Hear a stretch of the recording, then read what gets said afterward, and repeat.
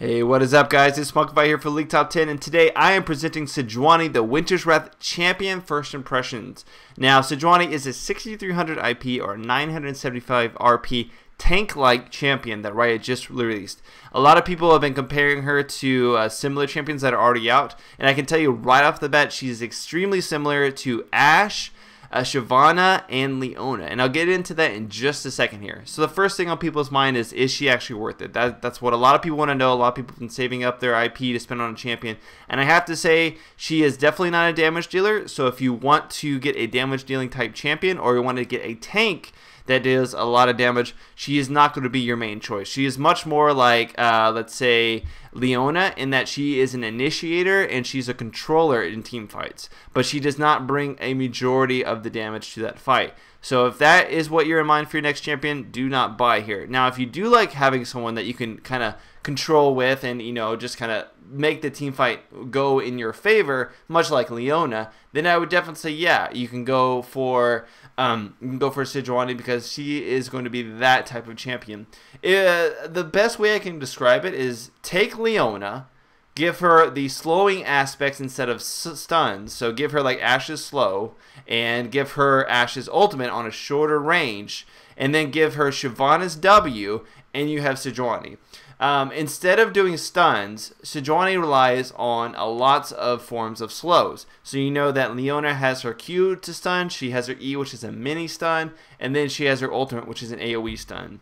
Sejuani, on the other hand, only has one stun, and that is on her ultimate as well, which functions very much like Ashe's ultimate, except it seems to be in a larger radius around, and instead of slowing them afterwards, it freezes the primary target in place and then freezes secondary targets around them for a shorter duration. Now, when I said compared to Sejuani, I meant that her W, which is much like Sejuani's W, is just an AoE overtime damage applicator that is mostly used for farming in the jungle or just for some type of damage over time in long team fights. It's going to be her main source of damage in prolonged team fights. Really, the only burst that Sejuani has is through her Q-R combo. W and E are mostly used for utility and a little bit of damage over time. So with Q and then immediately following up with R, or R and then immediately following up with Q, that's pretty much the only burst you're going to have. Sejuani does have AP ratios, and she has AP ratios on everything, including her W, which also scales off of HP. However, the AP ratios are extremely low, meaning that you're not going to get a lot of benefit out of just going strictly AP. In fact, you're pretty much not going to get any benefit at all if you want her to be kind of some support tank by going any AP. The ratios are just that low. I really feel you're just missing out on her true purpose if you try to go her as a damage dealer. Now, that's not to say that you can't go any AP, it's just not going to be her primary focus. Now, her W, which also scales off of HP, does end up being a formidable damage dealer over time in large team fights, prolonged large team fights, simply because you're going to be building a lot of HP on her, and because of that HP, you're going to scale it up to about 100 damage over time is what I figure to be like an average. So 100 damage over time, including the bonuses from HP, is what you can get out of her W. So how does she fare? What exactly is her role, and how does she play that role? Well, I've played her, and Pharaoh has played her in both the jungle, and I've played her in bottom lane support. In bottom lane support, she works a lot like Alistar, or she works a lot like Leona, in that she is an initiator. You're not going to be there, you know, given buffs or given, you know, healing to like an 80 range. What you're going to be doing down there bottom is you're going to be initiating and trying to set up good team fights or good skirmishes with your AD support. I found that it worked extremely well with competent ADs such as Kog'Maw, and we were really able to kind of lock down whoever we're getting at, because once the fight began, if we got a good initiation, they essentially could not get out without burning a summoner spell or some type of gap distance expander. It was just because of the passive slowing and all the slowing that I was able to do, even before level 6, it really set her up in a good place. So I had great success playing her like that. You know, you go the typical support items, like you would go Aegis of Legions, you would go Shirley's Reveille, that kind of stuff, but you know, you would just play it as an aggressive support. So if you play Leona like that, then you can do the exact same thing with Sejuani. On the flip side, which everybody's seen in the spotlight, you can also play her as a jungler, and she works really well as a jungler. Much like Shyvana, her W provides damage over time to all the enemy minions around her. Now, one thing I will say is that unlike Shyvana, you don't actually go a Wriggles.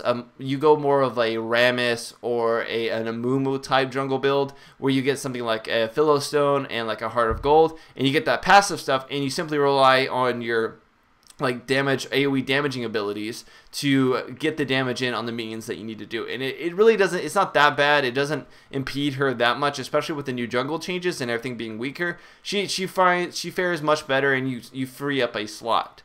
Now, once actual team fights initiate, and once you're trying to initiate, like, say, a gank, you're pretty much going to be using your W and immediately following up with, your Q, immediately following up with W and then E to get the majority of your control going. When you start ganking someone, or when you start initiating a fight, you are not going to be the primary source of damage, and you're not going to be a huge damage threat to someone in a team fight. Only over time are you going to provide some sustainable damage.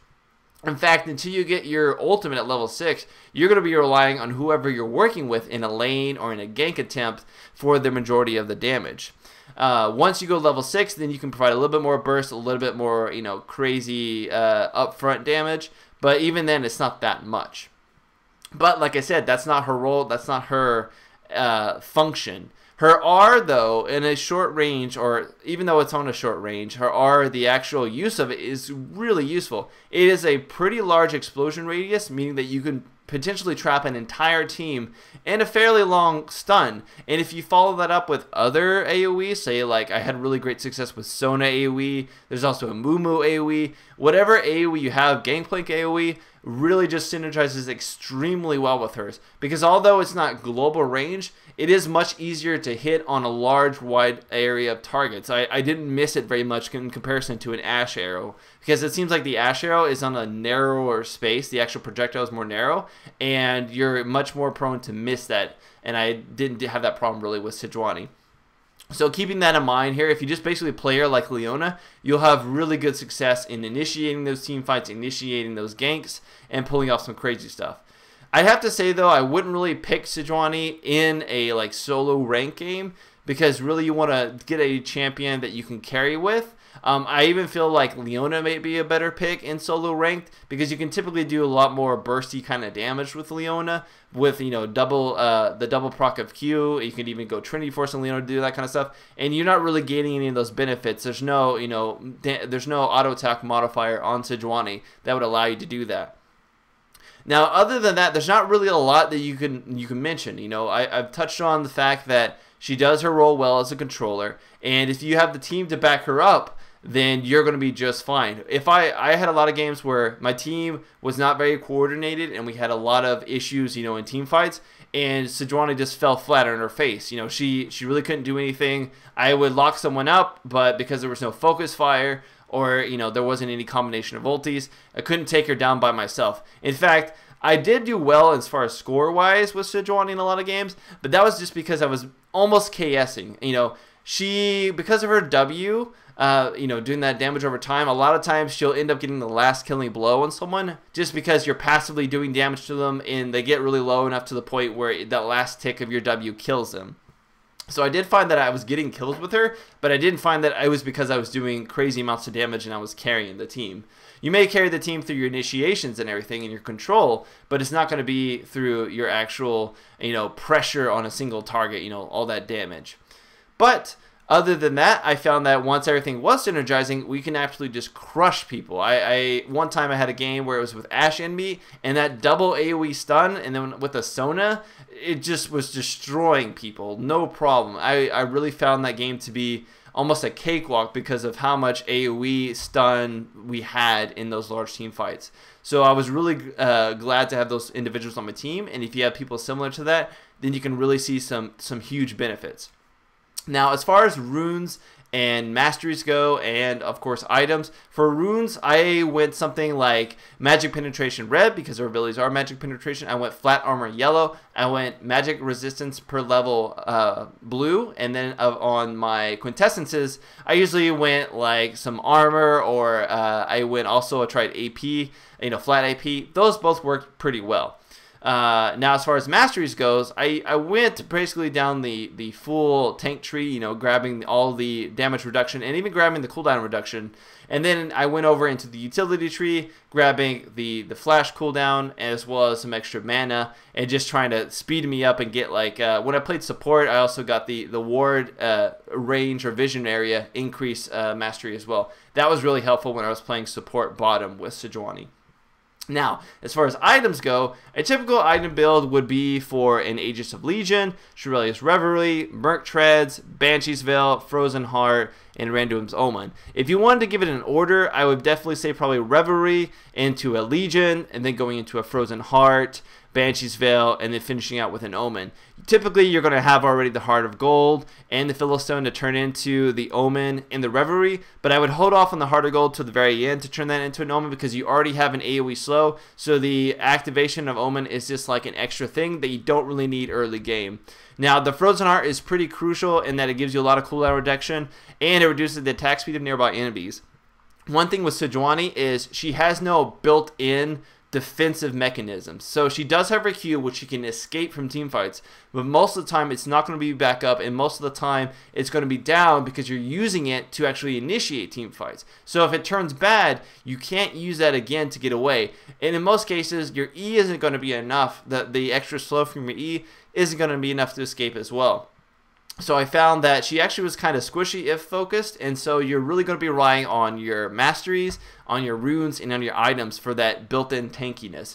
In comparison, Leona's W, her shield-like thing, actually grants her bonus armor and bonus magic resistance. And many other tanks, say Amumu, Rammus, Singed, they all have some kind of built-in defensive mechanism or defensive ability that allows them to take extra hits versus a normal squishy. Sejuani doesn't have any of that. She just completely relies on her control in order for her to position herself in a way that would not cause her to get killed or ganked.